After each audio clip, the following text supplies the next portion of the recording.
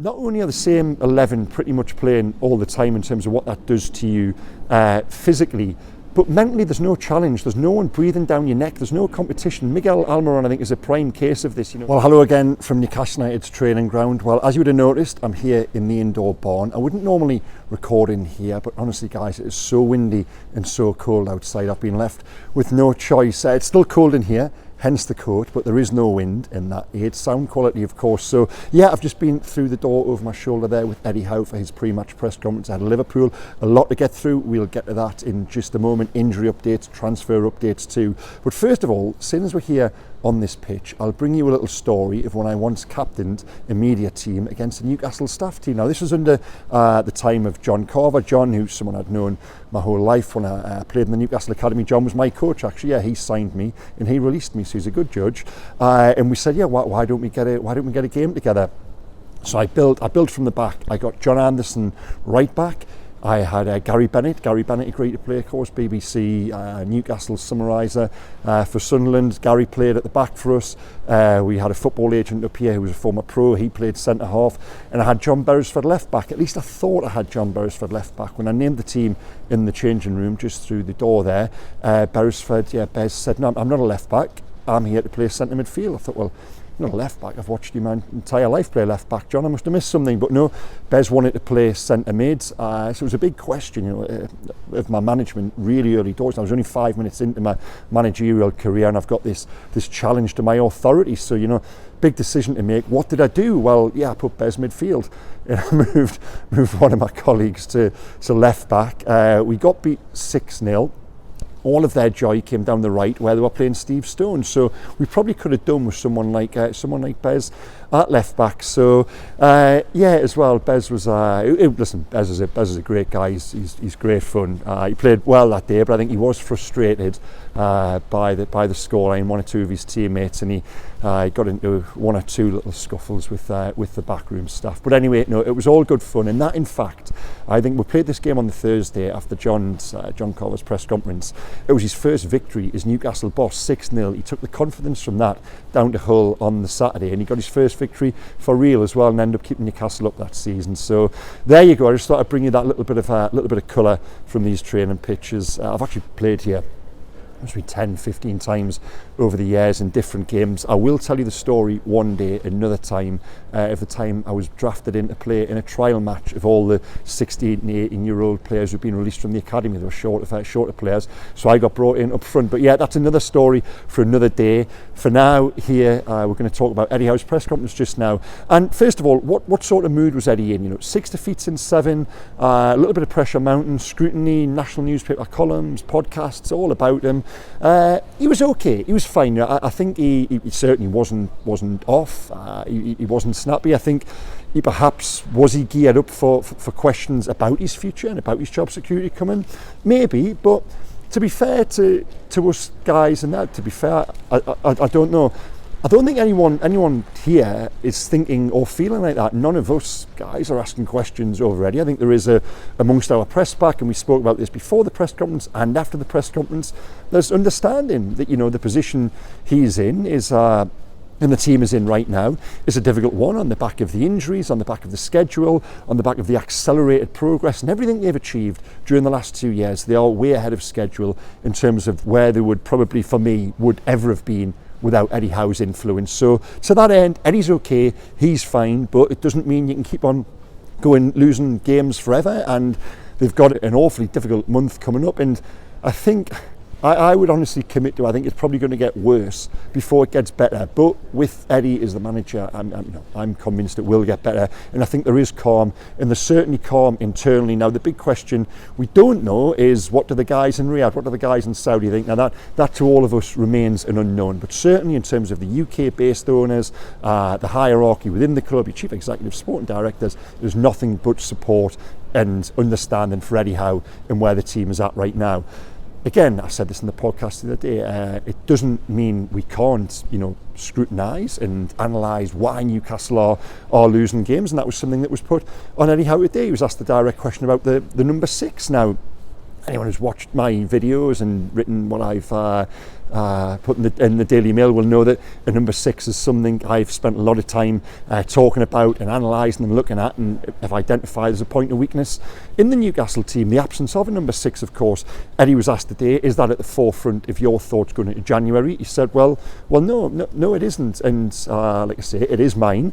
And one good question which has come back on, and I have to say, the video guys after the Forest game the other day, up to 500 comments, I think, on that, tremendous interaction, all of them clean, all of them, people disagreed with me in there, people agreed, but it's always constructive, it's always great debate in there. I can't thank you enough for that. And one of the questions that was put back to me, and it is totally valid, it's a good question, was, well, why are you making the point about the absence of a number 6 now when they had so much success without one last season? Now, my response to that would be, last season was unique in that Newcastle more or less played a 38-game season plus the Carabao Cup run. Now, when you're doing that, you're able to go full throttle, week in, week out, and it was a team that was built on intensity, its identity, and all of that. Every player was at it. It was quite remarkable, really. They were able to do that week in, week out, and it took them to where it was with the Carabao Cup final and also, the top 4 and into the Champions League. This year, they were never going to be able to replicate that. Now, the point I make is when you've got the 4-3-3 and that fluid midfield, when you've got 3 forwards pressing, when you've got 3 midfielders pressing, do you necessarily need number 6? Well, last season, they proved that they didn't, They were always on the front foot. It was quite remarkable the way they were playing. They were winning, they were playing well, they were winning all the deserved plaudits. This year was never going to be like that. The intensity was always going to come out because of the number of games. Now, when that intensity drops, what a 6 is, for me, is an insurance policy. All the top teams play with a double pivot, a single pivot, if not a double pivot.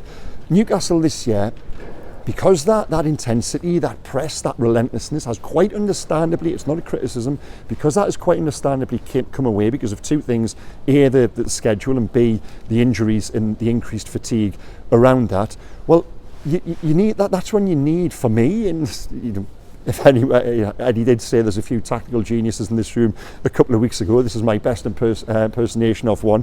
For me, that's when I think you need that 6 in that position, that insurance policy to guard against balls being played through your midfield, as we saw repeatedly on Saturday against Forest, when that intensity from the forward 6 just wasn't there. Now, that brings us on to Kalvin Phillips. Eddie was asked directly about him this morning. He said, no, nothing is close. Now, my understanding of Phillips, and this was a word I think I said a few weeks ago on the video, was that the word coming back was that the loan fee being quoted was prohibitive. That was 3 or 4 weeks ago, somewhere north of £7 million. Now, there was also an expectation that might come down the closer we get to January. We're still 2 or 3 days away from that, so let's wait and see. But Phillips is one who was absolutely on this, and as is David De Gea, story broken by the Daily Mail. Now, I'll give you a little bit of an update on that, because what I've had back is that there is a concern, I think, from perhaps Eddie's side and his, the coach and staff side, that De Gea's been without the club now for more than 6 months. So where's his fitness level at? Where would he be at if they did look to bring him in terms of physically, mentally ready to go? Because I think goalkeeper now is becoming such an important position, more important than it was even in the immediate aftermath of Nick Pope's injury. I think we've seen, for me, that I would arguably say it's just as important, those 2 areas, a number 6, a holding midfielder, and a goalkeeper. For me, you threw a forward in there as well. It just shows the weaknesses that have begun to emerge in the squad and in the team in sort of recent weeks. Now, are Newcastle going to spend in January? Are they able to spend in January? Both questions Eddie Howe was asked this morning. One of the key takeaways I got was that he said he hasn't been given any assurances from the board, from the hierarchy, that there is money to spend. He was also asked about FFP, and again he made apologies for sounding like a broken record, but it's a broken record, and us guys are the same, because it's true. FFP is a factor, especially in light of not making the latter stages of the Champions League now and missing out on what could be anything up to £20 million immediately in extra revenue there. So do we expect them to spend? What are we hearing back as journalists? What has Eddie said? Well, no one is saying to us they're going to go and spend money. If anything, it's the same warnings we've had previously. And as well, it will be, it is true, and it will be dictated by how does the squad look, how does the team look approaching the end of the month in terms of getting bodies back. Will there be any more injuries? We just don't know on that. But for me, I think they need to go out and bring in players for 2 reasons, really. One, because, even though players a little injury update here. You know, Joe Willock, Harvey Barnes, Eddie says are still training. They're probably still on course for their mid-January return. Jamal Lascelles' injury isn't serious. We expect him to be on the bench on Monday. So to that end, injuries are clearing a little bit, but there's nothing to say they won't pick up more injuries. You know, if this season has told us anything with Newcastle, it's that the problems are reoccurring, and that, you know, players, Isaac, Wilson, Willock, Barnes this season, you know, what's to say these problems won't occur again? So I think they need to bring in players, one, to safeguard against that and give them every chance of getting back as close as they possibly can to the top four, but also two, just to give the others in the squad something new, something fresh to think about. You know, a player coming in, and this is the problem they've got at the moment, is that not only are the same 11 pretty much playing all the time in terms of what that does to you physically, but mentally there's no challenge, there's no one breathing down your neck, there's no competition. Miguel Almiron, I think, is a prime case of this. You know, he is playing week in, week out, even though he isn't in the best run of form. Well, who else is going to come in? There's no one really. Anthony Gordon too, you know, Gordon has been exceptional this season, absolutely fantastic, but at the moment he's just playing because he's got to play, and I think we've seen his levels drop. So I think new players coming in will be beneficial in terms of just adding a little bit of, you know, giving everybody else a little bit of a spark and something different to think about as well. So I think they need January reinforcements. Now I would arguably go, you know, right down the spine of the team in terms of that goalkeeper, that holding midfielder, and a forward, a centre forward who can also operate on the wings, a versatile forward, if you like. Now that's easier said than done, and of course it probably is going to be the loan market, which they are exploring, because any business they do now in January is going to impact on what they do in the summer, especially if on July the 1st they've got £28 million leaving the building for Lewis Hall, especially if they don't get back in the Champions League. And at the moment you would say that is probably against the odds. So yeah, a lot to consider for Newcastle, and FFP was a big talking point this morning. Well, that's it for me for now, guys. There'll be links to the Daily Mail stories in the description below, and yeah, it's another difficult one for Newcastle down at Liverpool on Monday night. What do I expect? I always say I'll try to be honest in terms of what I believe will happen, and you're hard pushed really to see Newcastle coming away with a positive result the way things have gone at the moment. As I said at the top of the video there, this month is looking increasingly difficult for them, and it probably could get worse before it gets better. But there's one game in the midst of that that Eddie and the players cannot lose, and that is Sunderland, of course, next weekend. So yeah, thanks again for watching, guys. Please hit like, subscribe and comment. The debate in there is brilliant. Would love to know your thoughts on what you think Newcastle's priority should be in January. Talk about De Gea, what I've said, you know, the comments there, and talk about Kalvin Phillips too. But take care, guys, and I wish I wouldn't see you again before New Year. So thanks again for watching this year. The numbers have been incredible, the interaction's been brilliant, you know, in terms of online, but when I see you guys out and about in the street and all of that, it's wonderful. It really is. I've thoroughly enjoyed doing this, and thanks again for your company, and thanks again for watching. Okay, Happy New Year. Take care. Bye bye.